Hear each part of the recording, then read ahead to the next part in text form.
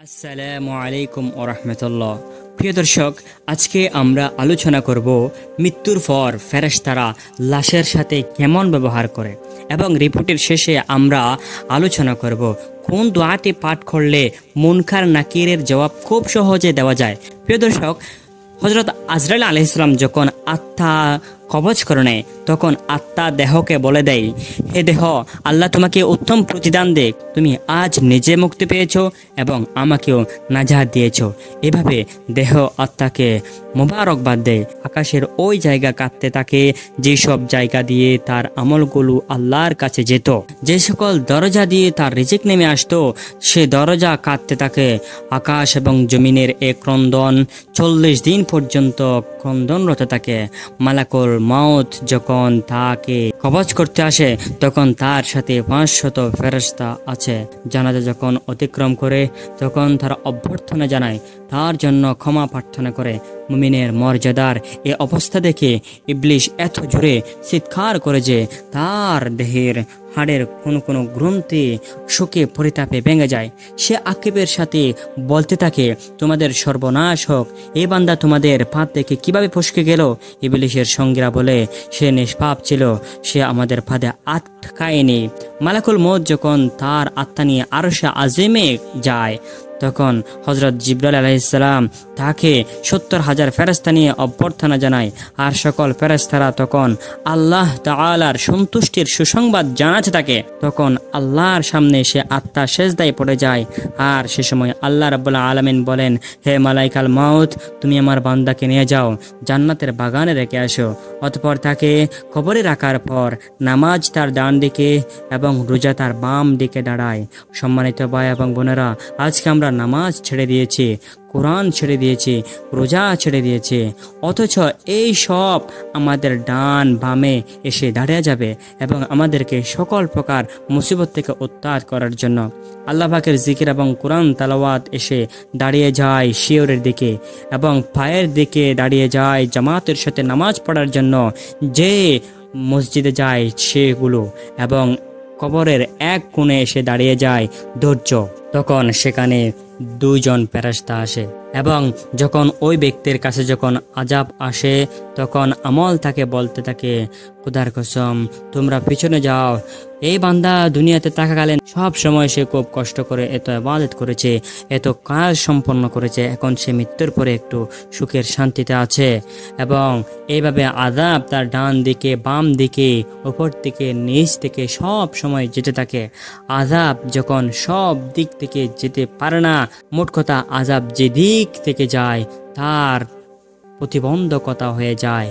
এবং যখন দেখে এই বান্দার সব দিক থেকে যখন আমল যখন তাকে যেতে দেয় না তখন সে পেরে যায়।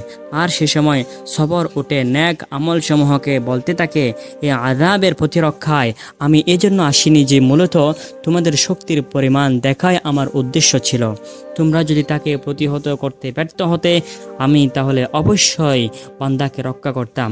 তোমরাই যখন যথেষ্ট হয়ে দাঁড়ালে তখন আমি সবরই করলাম। এজন্য অতিরিক্ত সংশয় হয়ে রয়ে গেলাম। ফুলসিরাত এবং মিজানে আমি তার কাজে আসবো ইনশাআল্লাহ।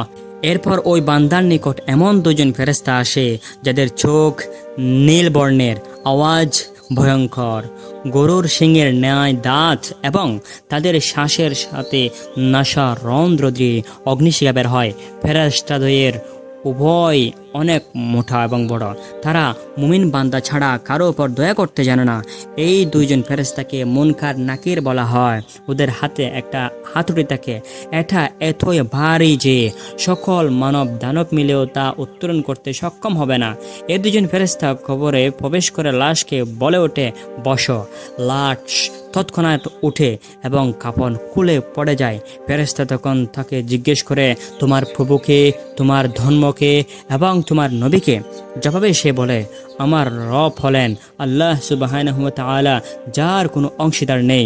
আমি জীবনে আমার প্রভুর সাথে অংশীদার করিনি। আমার ধর্ম ইসলাম, আর ইসলাম মানে হচ্ছে আত্মসমর্পণ করা। আমি আমার ধর্মের প্রতি আত্মসমর্পণ করেছি। আর আমার নবীর নাম হজরত মুহাম্মদ সাল্লাল্লাহু আলাইহি ওয়াসাল্লাম, যিনি আমার নবী, যার পরে কোনো আর নবী হবে না এবং নবী হয়ও উনি। আর আমি সারা জীবন আমার নবীর অনুসরণ করেছি। ফেরেশতা তার জবাব শুনে তাকে বলেন, তুমি উপরের দিকে তাকিয়ে দেখো। সে উপরের দিকে তাকায়, তখন সে আশারের শেষ সীমা পর্যন্ত সে দেখে। তখন ফেরেশতারা তাকে বলে, হে আল্লাহর বন্ধু, তুমি আল্লাহর আনুগত্যের বিনিময়ে এটা পেয়েছ।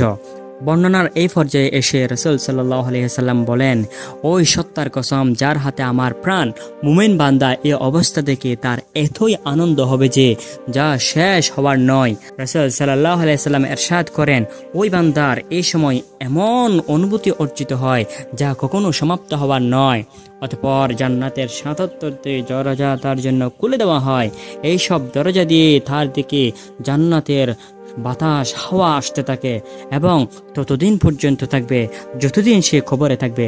রাসূল সাল্লাল্লাহু আলাইহি ওয়াসাল্লাম আলোচনার ধারাবাহিকতা অব্যাহত রেখে বলেন, এরপর আল্লাহ তাআলা মালাকুল মাউতকে নির্দেশ দিয়ে বলেন, তুমি আমার দুশমনের নিকট যাও এবং আমার নিকট নিয়ে এসো। আমি প্রাচুর্যের সাথে তাকে পরীক্ষা করেছি, তাকে সীমাহীন নিয়ামত দিয়েছি, কিন্তু সে আমার সাথে শুধু অবাধ্যতা করেছে। এবার এই দুশমনকে আমার নিকট হাজির করে। মালাকুল মাউত আল্লাহর নির্দেশ পেয়ে এমন কদাকার বেশি ওই বান্দার নিকট যায়। কেউ কোনোদিন এমন আকৃতি দেখেনি। তার 12টি চোখ থাকে, তার কাছে এমন একটি লৌহ শালাকা থাকে যার শাখা কাটা বিশিষ্ট। মালাকুল মাউতের সাথে আরো 500 ফেরেশতা থাকে। এদের প্রত্যেকের হাতে থাকে জাহান্নাম থেকে নিয়ে আসা আগুনের চাবুক।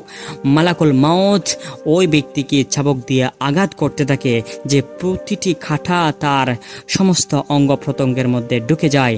অতঃপর তার রূহকে সমস্ত শরীর থেকে টেনে বের করে আনা হয়। এরপর সে লৌহ শালাকাটি তার গোড়ার মধ্যে ঢুকে দেওয়া হয়।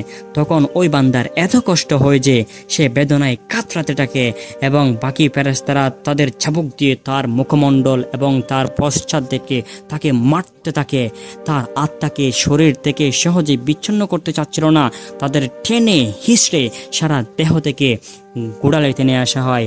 শাস্তির এই পর্যায়ে এসে তার শলাকাটি তার হাঁটুতে পোড়ানো হয় এবং এমন সময় তাকে আযাব দিতে দিতে, তাকে মারতে মারতে হাঁটু থেকে শলাকাটি বের করে এবং তার সমস্ত শরীরে এবং বুকে এবং সবশেষে তার কণ্ঠনালীতে এবং পূর্বের মতো সেটিকে বের করা হয়। এরপর তার ওই জাহান্নামের থেকে আনা ওই একটি কাপড় তার থুতনির নিচে রাখা হয় এবং তাকে বলা হয়, হে আত্মা, হে খারাপ আত্মা, তুমি বের হয়ে আসো। অতঃপর পূর্বের মতো সেটিকে টেনে বের করা হয়। এরপর ফেরেশতারা জাহান্নাম থেকে সংগ্রহ করা অঙ্গার তার থুতনির নিচে রাখা হয়, বলে, হে অপবিত্র আত্মা, তুমি বেরিয়ে আসো।